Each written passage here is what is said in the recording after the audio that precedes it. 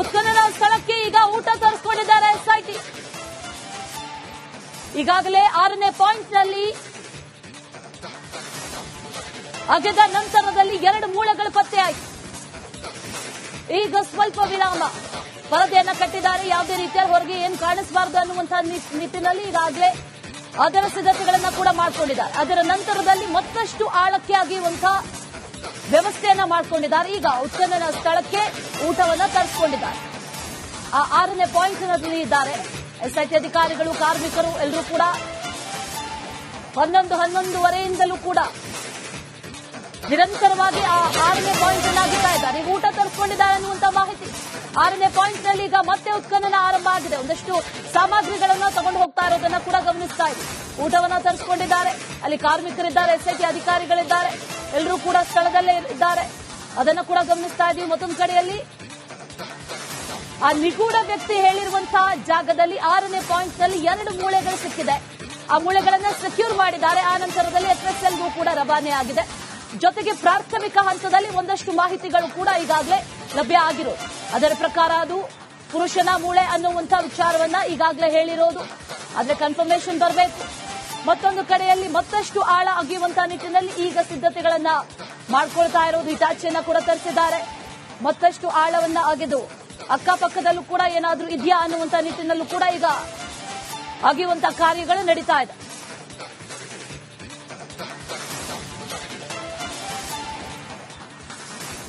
ಇದೇ ವಿಚಾರಕ್ಕೆ ಸಂಬಂಧಪಟ್ಟಂತೆ ಡೀಟೇಲ್ಸ್ ಅನ್ನ ನೀಡ್ತಾ ಹೋಗ್ತಾರೆ ನಮ್ಮ ಪ್ರತಿನಿಧಿ ದಿನೇಶ್ ಹಾಗೂ ಮಾರುತಿ. ಇಬ್ರು ಕೂಡ ಸ್ಥಳದಿಂದ ನೇರ ಸಂಪರ್ಕದಲ್ಲಿ ಜಾಯಿನ್ ಆಗ್ತಾ ಇದ್ದಾರೆ. ಮೊದಲಿಗೆ ದಿನೇಶ್, ಈಗ ಎಟ್ ರೈಟ್ ದಿಸ್ ಮೂವ್ಮೆಂಟ್ ಏನ್ ನಡೀತಾ ಇದೆ, ಯಾವ ರೀತಿ ಉತ್ಖನನ ನಡೀತಾ ಇದೆ, ಈಗ ಸ್ಟಾರ್ಟ್ ಆಯ್ತಾ, ಮತ್ತೆ ಡೀಟೇಲ್ಸ್ ಏನಿದೆ ಈ ಕ್ಷಣಕ್ಕೆ? ಹೌದು ಅಶ್ವಿನಿ, 6ನೇ ಒಂದು ಪಾಯಿಂಟ್ ಏನಿದೆ ಅಲ್ಲಿ ಮೂಳೆಗಳು ಸಿಕ್ಕಿರುವ ಕಾರಣಕ್ಕಾಗಿ ಮತ್ತಷ್ಟು ಅಗೆತ ಶುರು ಆಗಿರುವಂತದ್ದು. ಈಗಾಗಲೇ ಎಟಾಚಿ ಮೂಲಕವಾಗಿ ಮತ್ತೆ ಆ ಒಂದು ಸ್ಪಾಟ್ ಅನ್ನು ಅಗಿತಾ ಇದ್ದಾರೆ. ನೀವೀಗ ದೃಶ್ಯಗಳಲ್ಲಿ ಕೂಡ ಗಮನಿಸಬಹುದು. ಸದ್ಯ ಆ ಒಂದು ಪ್ರದೇಶ ಏನಿದೆ ಅದನ್ನು ಕಾಣದಂತೆ ಈ ರೀತಿಯಾಗಿ ಪರದೆಗಳನ್ನ ಹಾಕಲಾಗಿದೆ. ಇದಕ್ಕೂ ಮೊದಲು ಸಾಕಷ್ಟು ಅಂದ್ರೆ ಆ ಒಂದು ಪ್ರದೇಶದಲ್ಲಿ ಅಗೆತವನ್ನು ಮಾಡಿದ್ರು. ಆರಂಭದಲ್ಲಿ ಕಾರ್ಮಿಕರು ಅಂದ್ರೆ ಅಸ್ಸಾಂ ಮೂಲದ ಕಾರ್ಮಿಕರು ಜೊತೆಗೆ ಈ ಲೋಕಲ್ ನ ಕಾರ್ಮಿಕರನ್ನು ಬಳಸಿಕೊಂಡು ಅದನ್ನ ಉತ್ಖನನ ಮಾಡಲಾಗಿತ್ತು. ಆರಂಭದಲ್ಲಿ 3 ಅಡಿ ಅಗೆಯುವಂತಹ ಸಂದರ್ಭದಲ್ಲಿ ಮೂಳೆಗಳು ಪತ್ತೆ ಆಗಿರುವಂತದ್ದು. 2 ಶವಗಳಿಗೆ ಸಂಬಂಧಿಸಿದ ಮೂಳೆಗಳು ಅನ್ನುವಂತಹ ಮಾಹಿತಿಗಳು ಕೂಡ ಸಿಗ್ತಾ ಇರುವಂತದ್ದು. ಸದ್ಯ ಮತ್ತಷ್ಟು ಉತ್ಖನನ ಆರಂಭ ಆಗಿರುವಂತದ್ದು. ಅಂದ್ರೆ ಯಾವುದೇ ರೀತಿಯಾದಂತಹ ವಿಳಂಬ ಮಾಡದೆ ಈ ಒಂದು ಉತ್ಖನನ ಅನ್ನುವಂಥದ್ದು ಬಹಳಷ್ಟು ವೇಗವಾಗಿ ನಡೀತಾ ಇದೆ. ನಿನ್ನೆ ಏನೋ ಇಷ್ಟೊತ್ತಿಗೆ 2 ಪಾಯಿಂಟ್ ಅನ್ನು ಮುಗಿಸಿದ್ರು. ಅಂದ್ರೆ ಊಟಕ್ಕೂ ಮೊದಲು ಈ ಟೈಮ್ಗಿಂತ ಮೊದಲು 2 ಪಾಯಿಂಟ್ ಮುಗಿಸಿದ್ರು. ಆದ್ರೆ ಅವತ್ತು ನಿನ್ನೆ ಸಿಕ್ಕಿರಲಿಲ್ಲ. ಆದ್ರೆ ಇವತ್ತು 6ನೇ ಪಾಯಿಂಟ್ ನಲ್ಲಿ ಮೂಳೆ ಸಿಕ್ಕಿರುವ ಕಾರಣಕ್ಕೆ ಈಗ ಅದೇ ಪಾಯಿಂಟ್ ನಲ್ಲಿ ಮತ್ತಷ್ಟು ಉತ್ಖನನ ನಡೀತಾ ಇರುವಂತದ್ದು. ಈಗಾಗಲೇ ಜೆಸಿಪಿ ಮೂಲಕ ಈಗ ಸ್ವಲ್ಪ ಮೂವ್ಮೆಂಟ್ ಗಮನಿಸಬಹುದು. ಆ ಒಂದು ಜೆಸಿಪಿ ಇದೆ ಪರದೆಯ ಒಳಗೆ, ಅದು ಮೂವ್ಮೆಂಟ್ ಆಗ್ತಾ ಇದೆ. ಅದು ಅಗೆಯುವಂತಹ ಪ್ರಕ್ರಿಯೆಯನ್ನು ನಡೆಸ್ತಾ ಇದೆ.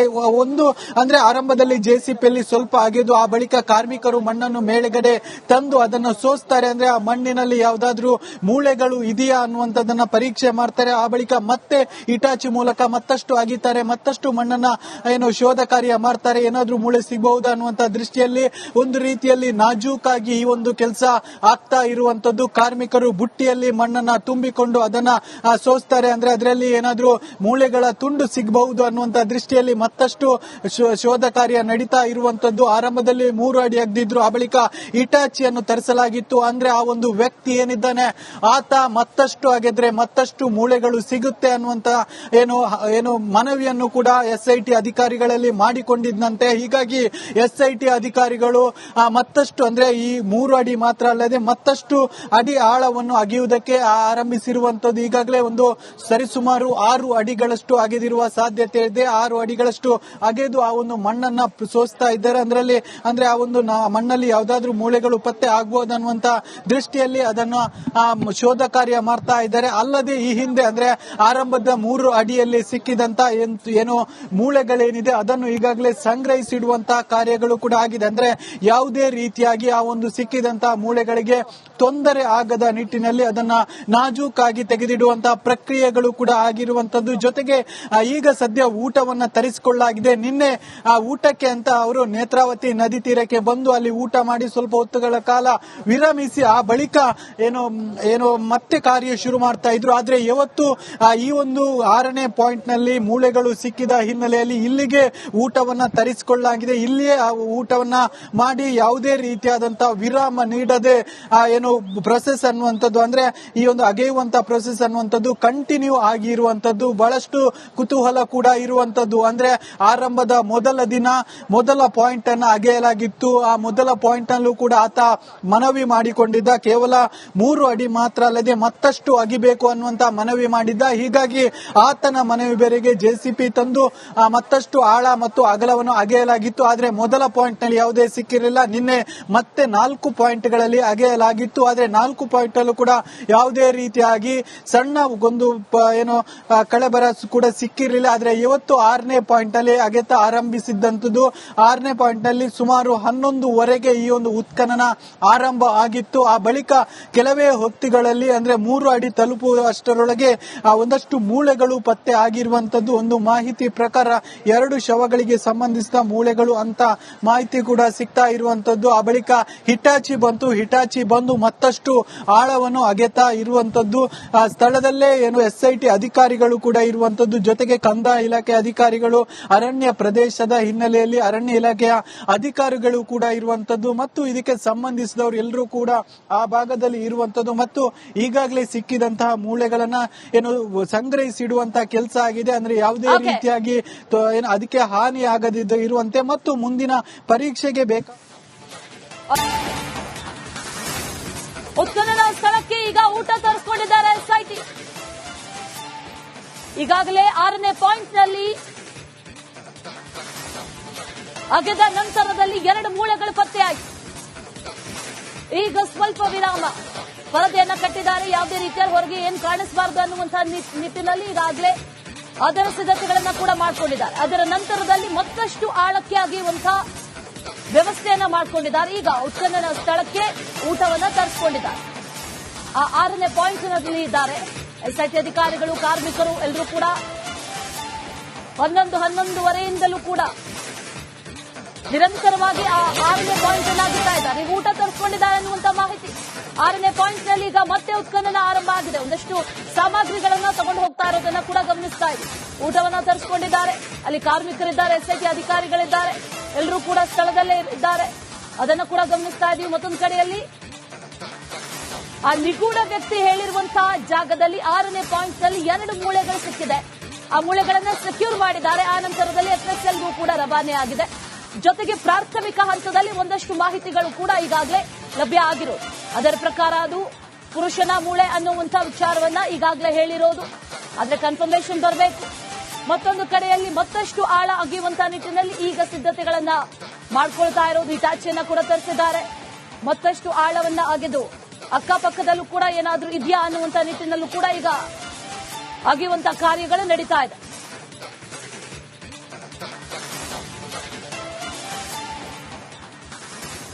ಇದೇ ವಿಚಾರಕ್ಕೆ ಸಂಬಂಧಪಟ್ಟಂತೆ ಡೀಟೇಲ್ಸ್ ಅನ್ನ ನೀಡ್ತಾ ಹೋಗ್ತಾರೆ ನಮ್ಮ ಪ್ರತಿನಿಧಿ ದಿನೇಶ್ ಹಾಗೂ ಮಾರುತಿ. ಇಬ್ರು ಕೂಡ ಸ್ಥಳದಿಂದ ನೇರ ಸಂಪರ್ಕದಲ್ಲಿ ಜಾಯಿನ್ ಆಗ್ತಾ ಇದ್ದಾರೆ. ಮೊದಲಿಗೆ ದಿನೇಶ್, ಈಗ ಎಟ್ ರೈಟ್ ದಿಸ್ ಮೂವ್ಮೆಂಟ್ ಏನ್ ನಡೀತಾ ಇದೆ, ಯಾವ ರೀತಿ ಉತ್ಖನನ ನಡೀತಾ ಇದೆ, ಈಗ ಸ್ಟಾರ್ಟ್ ಆಯ್ತಾ, ಮತ್ತೆ ಡೀಟೇಲ್ಸ್ ಏನಿದೆ ಈ ಕ್ಷಣಕ್ಕೆ? ಹೌದು ಅಶ್ವಿನಿ, 6ನೇ ಒಂದು ಪಾಯಿಂಟ್ ಏನಿದೆ ಅಲ್ಲಿ ಮೂಳೆಗಳು ಸಿಕ್ಕಿರುವ ಕಾರಣಕ್ಕಾಗಿ ಮತ್ತಷ್ಟು ಅಗೆತ ಶುರು ಆಗಿರುವಂತದ್ದು. ಈಗಾಗಲೇ ಎಟಾಚಿ ಮೂಲಕವಾಗಿ ಮತ್ತೆ ಆ ಒಂದು ಸ್ಪಾಟ್ ಅನ್ನ ಅಗಿತಾ ಇದ್ದಾರೆ. ನೀವೀಗ ದೃಶ್ಯಗಳಲ್ಲಿ ಕೂಡ ಗಮನಿಸಬಹುದು. ಸದ್ಯ ಆ ಒಂದು ಪ್ರದೇಶ ಏನಿದೆ ಅದನ್ನು ಕಾಣದಂತೆ ಈ ರೀತಿಯಾಗಿ ಪರದೆಗಳನ್ನ ಹಾಕಲಾಗಿದೆ.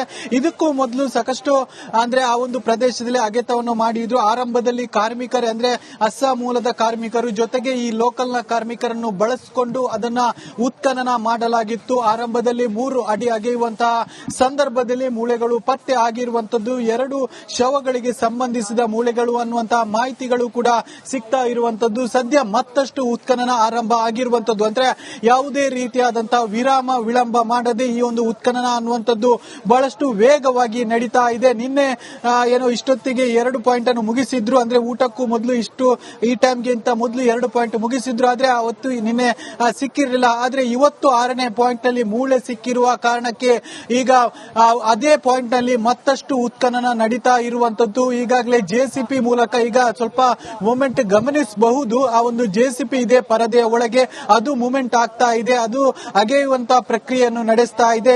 ಒಂದು ಅಂದ್ರೆ ಆರಂಭದಲ್ಲಿ ಜೆಸಿಪಿಯಲ್ಲಿ ಸ್ವಲ್ಪ ಅಗೆದು ಆ ಬಳಿಕ ಕಾರ್ಮಿಕರು ಮಣ್ಣನ್ನು ಮೇಲ್ಗಡೆ ತಂದು ಅದನ್ನು ಸೋಸ್ತಾರೆ. ಅಂದ್ರೆ ಆ ಮಣ್ಣಿನಲ್ಲಿ ಯಾವ್ದಾದ್ರು ಮೂಳೆಗಳು ಇದೆಯಾ ಅನ್ನುವಂಥದ್ದನ್ನ ಪರೀಕ್ಷೆ ಮಾಡ್ತಾರೆ. ಆ ಬಳಿಕ ಮತ್ತೆ ಇಟಾಚಿ ಮೂಲಕ ಮತ್ತಷ್ಟು ಅಗಿತಾರೆ, ಮತ್ತಷ್ಟು ಮಣ್ಣನ್ನ ಶೋಧ ಕಾರ್ಯ ಮಾಡ್ತಾರೆ. ಏನಾದ್ರೂ ಮೂಳೆ ಸಿಗಬಹುದಾ ಅನ್ನುವಂತ ದೃಷ್ಟಿಯಲ್ಲಿ ಒಂದು ರೀತಿಯಲ್ಲಿ ನಾಜೂಕಾಗಿ ಈ ಒಂದು ಕೆಲಸ ಆಗ್ತಾ ಇರುವಂತದ್ದು. ಕಾರ್ಮಿಕರು ಬುಟ್ಟಿಯಲ್ಲಿ ಮಣ್ಣನ್ನ ತುಂಬಿಕೊಂಡು ಅದನ್ನ ಸೋಸ್ತಾರೆ. ಅಂದ್ರೆ ಅದರಲ್ಲಿ ಏನಾದ್ರೂ ಮೂಳೆಗಳ ತುಂಡು ಸಿಗಬಹುದು ಅನ್ನುವಂತ ದೃಷ್ಟಿಯಲ್ಲಿ ಮತ್ತಷ್ಟು ಶೋಧ ಕಾರ್ಯ ನಡೀತಾ ಇರುವಂತದ್ದು. ಆರಂಭದಲ್ಲಿ 3 ಅಡಿ ಅಗ್ದಿದ್ರು, ಆ ಬಳಿಕ ಇಟಾಚಿಯನ್ನು ತರಿಸಲಾಗಿತ್ತು. ಅಂದ್ರೆ ಆ ಒಂದು ವ್ಯಕ್ತಿ ಏನಿದ್ದಾನೆ ಆತ ಮತ್ತಷ್ಟು ಅಗೆದ್ರೆ ಮತ್ತಷ್ಟು ಮೂಳೆಗಳು ಸಿಗುತ್ತೆ ಅನ್ನುವಂತ ಏನು ಮನವಿಯನ್ನು ಕೂಡ SIT ಅಧಿಕಾರಿಗಳಲ್ಲಿ ಮಾಡಿಕೊಂಡಿದ್ದಂತೆ. ಹೀಗಾಗಿ SIT ಅಧಿಕಾರಿಗಳು ಮತ್ತಷ್ಟು ಅಂದ್ರೆ ಈ 3 ಅಡಿ ಮಾತ್ರ ಅಲ್ಲದೆ ಮತ್ತಷ್ಟು ಅಡಿ ಆಳವನ್ನು ಅಗೆಯುವುದಕ್ಕೆ ಆರಂಭಿಸಿರುವಂತದ್ದು. ಈಗಾಗಲೇ ಒಂದು ಸರಿಸುಮಾರು 6 ಅಡಿಗಳಷ್ಟು ಅಗೆದಿರುವ ಸಾಧ್ಯತೆ ಇದೆ. 6 ಅಡಿಗಳಷ್ಟು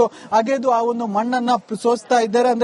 ಅಂದ್ರೆ ಆ ಒಂದು ಮಣ್ಣಲ್ಲಿ ಯಾವ್ದಾದ್ರು ಮೂಳೆಗಳು ಪತ್ತೆ ಆಗಬಹುದನ್ನುವಂತ ದೃಷ್ಟಿಯಲ್ಲಿ ಅದನ್ನು ಶೋಧ ಕಾರ್ಯ ಮಾಡ್ತಾ ಇದ್ದಾರೆ. ಅಲ್ಲದೆ ಈ ಹಿಂದೆ ಅಂದ್ರೆ ಆರಂಭದ 3 ಅಡಿಯಲ್ಲಿ ಸಿಕ್ಕಿದಂತ ಏನು ಮೂಳೆಗಳೇನಿದೆ ಅದನ್ನು ಈಗಾಗಲೇ ಸಂಗ್ರಹಿಸಿಡುವಂತಹ ಕಾರ್ಯಗಳು ಕೂಡ ಆಗಿದೆ. ಅಂದ್ರೆ ಯಾವುದೇ ರೀತಿಯಾಗಿ ಆ ಒಂದು ಸಿಕ್ಕಿದಂತಹ ಮೂಳೆಗಳಿಗೆ ತೊಂದರೆ ಆಗದ ನಿಟ್ಟಿನಲ್ಲಿ ಅದನ್ನ ನಾಜೂಕಾಗಿ ತೆಗೆದಿಡುವಂತಹ ಪ್ರಕ್ರಿಯೆಗಳು ಕೂಡ ಆಗಿರುವಂತದ್ದು. ಜೊತೆಗೆ ಈಗ ಸದ್ಯ ಊಟವನ್ನ ತರಿಸಿಕೊಳ್ಳಲಾಗಿದೆ. ನಿನ್ನೆ ಆ ಊಟಕ್ಕೆ ಅಂತ ಅವರು ನೇತ್ರಾವತಿ ನದಿ ತೀರಕ್ಕೆ ಬಂದು ಅಲ್ಲಿ ಊಟ ಮಾಡಿ ಸ್ವಲ್ಪ ಹೊತ್ತುಗಳ ಕಾಲ ವಿರಮಿಸಿ ಆ ಬಳಿಕ ಏನೋ ಮತ್ತೆ ಕಾರ್ಯ ಶುರು ಮಾಡ್ತಾ ಇದ್ರು. ಆದ್ರೆ ಇವತ್ತು ಈ ಒಂದು 6ನೇ ಪಾಯಿಂಟ್ ನಲ್ಲಿ ಮೂಳೆಗಳು ಸಿಕ್ಕಿದ ಹಿನ್ನೆಲೆಯಲ್ಲಿ ಇಲ್ಲಿಗೆ ಊಟವನ್ನ ತರಿಸಿಕೊಳ್ಳಲಾಗಿದೆ. ಇಲ್ಲಿಯೇ ಆ ಊಟವನ್ನ ಮಾಡಿ ಯಾವುದೇ ರೀತಿಯಾದಂತಹ ವಿರಾಮ ನೀಡದೆ ಪ್ರೊಸೆಸ್ ಅನ್ನುವಂಥದ್ದು ಅಂದ್ರೆ ಈ ಒಂದು ಅಗೆಯುವಂತ ಪ್ರೊಸೆಸ್ ಅನ್ನುವಂಥದ್ದು ಕಂಟಿನ್ಯೂ ಆಗಿರುವಂತದ್ದು. ಬಹಳಷ್ಟು ಕುತೂಹಲ ಕೂಡ ಇರುವಂತದ್ದು. ಅಂದ್ರೆ ಆರಂಭದ ಮೊದಲ ದಿನ ಮೊದಲ ಪಾಯಿಂಟ್ ಅನ್ನ ಅಗೆಯಲಾಗಿತ್ತು.